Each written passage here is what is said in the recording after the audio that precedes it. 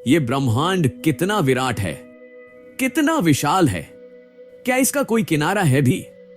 ये सवाल सदियों से हम मनुष्यों के दिमाग को झकझोरता रहा है। रात के आकाश में टिमटिमाते तारों के बीच हम हमेशा से हर बार कुछ ऐसा खोजते आए हैं जो पिछले से ज्यादा विराट और विस्मयकारी होता रहा है। कितने ही विशाल तारे, ब्लैक होल्स, नेब्यूला और आकाश गंगाएं हम मनुष्य अब तक इस अनंत ब्रह्मांड में खोज चुके हैं, जिनका आकार या ये कहें विस्तार लाखों लाइट ईयर्स तक में फैला होता है।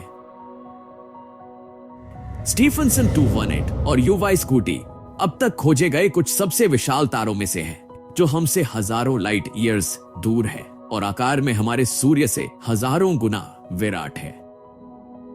और अगर बात अब तक खोजे गए सबसे विशाल ब्लैक होल की करें, तो फीनिक्स ए ब्लैक होल, जो कि फीनिक्स क्लस्टर में स्थित है, अब तक का खोजा गया सबसे विराट ब्लैक होल है, जिसकी रेडियस ही लगभग 295 अरब किलोमीटर है, जो सूर्य से प्लूटो की दूरी का 100 गुना होता है। लाइट को भी इस ब्लैक होल का पूरा चक्कर लगाने में लगभग 71 दिन और 14 घंटों का समय लग जाता है। इस ब्लैक होल का मास हमारी आकाशगंगा मिल्की वे के केंद्र में स्थित super massive black hole Sagittarius A star से 24,000 गुना ज्यादा है। इसी बात से आप इसके विशालाकार का अंदाजा लगा सकते हैं। लेकिन क्या इनसे भी विराट संरचनाएं हमारे इस ऑब्जर्वेबल यूनिवर्स में हो सकती है? आइए जानते हैं फैक्ट क्रक्स के इस बहुत ही रोमांचक एपिसोड में।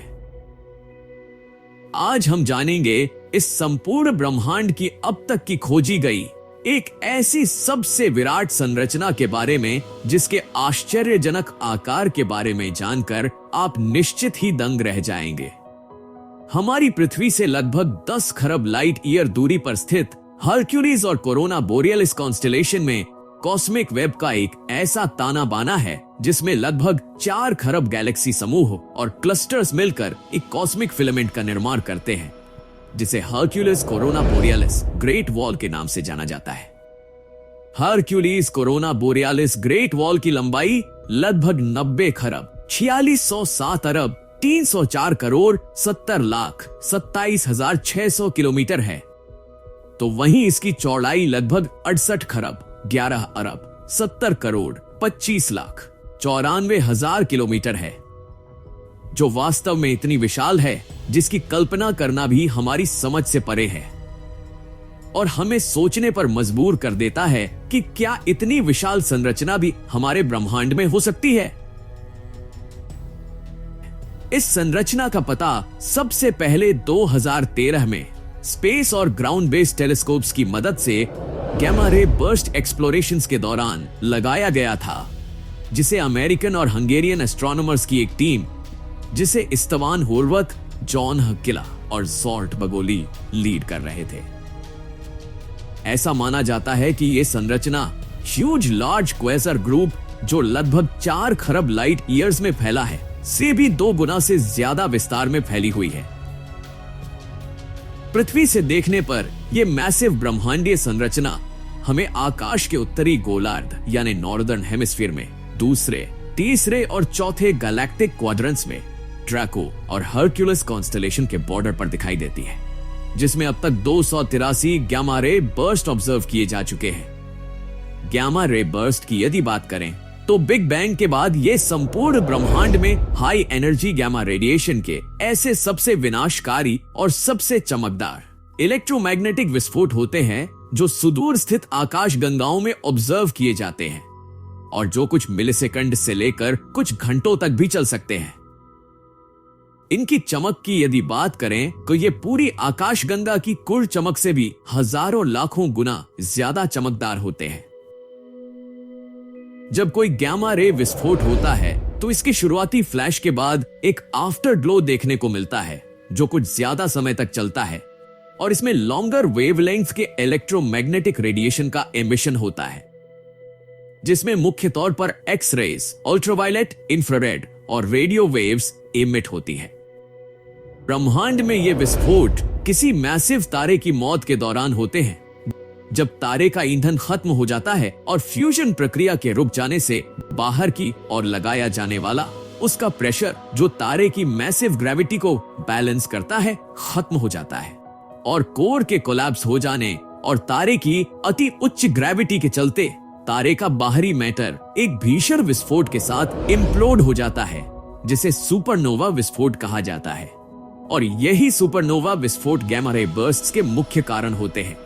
जिसके बाद तारा या तो न्यूट्रॉन स्टार या फिर ब्लैक होल का रूप ले लेता है। गौर करने वाली बात यह है कि हर तारा जो हम देखते हैं अपनी मृत्यु के दौरान सुपरनोवा विस्फोट नहीं कर पाता और ना ही न्यूट्रॉन स्टार या फिर ब्लैक होल का रूप ले पाता है, बल्कि कोई तारा कब सुपरनोवा विस्फोट कर सकता है और न्यूट्रॉन स्टार या ब्लैक होल का रूप ले सकता है, ये उसके आकार और मैस पर निर्भर करता है। एस्ट्रोनॉमर्स ने इन्हीं गैमा रे बर्स्ट के एनालिसिस के द्वारा ही ब्रह्मांड की इस विशाल दीवार का पता लगाया है, जिसे हरक्यूलिस कोरोना बोरियलिस ग्रेट वॉल के नाम से जाना जाता है। हमारी मिल्की वे आकाशगंगा वर्गो सुपर क्लस्टर में स्थित है, जो लेनियाकिया सुपर क्लस्टर का एक भाग है, जिसमें शामिल लगभग 1 लाख और दूसरी आकाश गंगाएं आपस में मिलकर एक ग्रेविटेशनली बाउंड गैलेक्सी सिस्टम का निर्माण करती है। अंतरिक्ष वैज्ञानिकों के अनुसार 520 मिलियन लाइट ईयर में फैले लेनियाकिया सुपर क्लस्टर में और भी कई गैलेक्सीज हो सकती है, जिन्हें हमारी मिल्की वे गैलेक्सी के डस्ट और गैसेस से भरे जोन ऑफ अवॉइडेंस के चलते डिटेक्ट नहीं किया जा सकता है या इन्हें डिटेक्ट करना बहुत ही मुश्किल होता है। अगर इसकी तुलना 10 खरब लाइट ईयर्स में फैले हरक्यूलिस कोरोना बोरियलिस ग्रेट वॉल से करे तो 520 मिलियन लाइट ईयर्स में फैला लेनियाकिया सुपर क्लस्टर इसके आगे कहीं नहीं टिकता। लेकिन यह भी इस अनंत ब्रह्मांड के सामने सिर्फ एक डॉट के बराबर ही है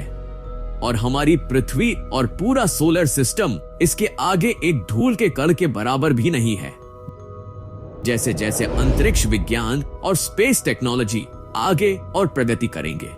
ब्रह्मांड की अनंत गहराइयों में झांकने की और समय में पीछे देखने की हमारी क्षमता और भी बढ़ती चली जाएगी। क्या पता आने वाले समय में हमें ऐसा कुछ देखने को मिले जिसे समझना शायद आज हमारे लिए संभव भी ना हो। अनंत अंतरिक्ष और ब्रह्मांड से जुड़ी रोचक जानकारियों के इस एपिसोड में फिलहाल इतना ही। उम्मीद है कि वीडियो आपको इंफॉर्मेटिव लगा होगा। इस वीडियो से अगर आपको कुछ भी नया जानने को मिला हो तो इसे लाइक जरूर करें और इसी तरह के और भी इंफॉर्मेटिव वीडियोस आगे भी देखते रहने के लिए फैक्ट ट्रक्स चैनल को सब्सक्राइब करके बेल आइकॉन को ऑल पे सेट जरूर कर लें। धन्यवाद।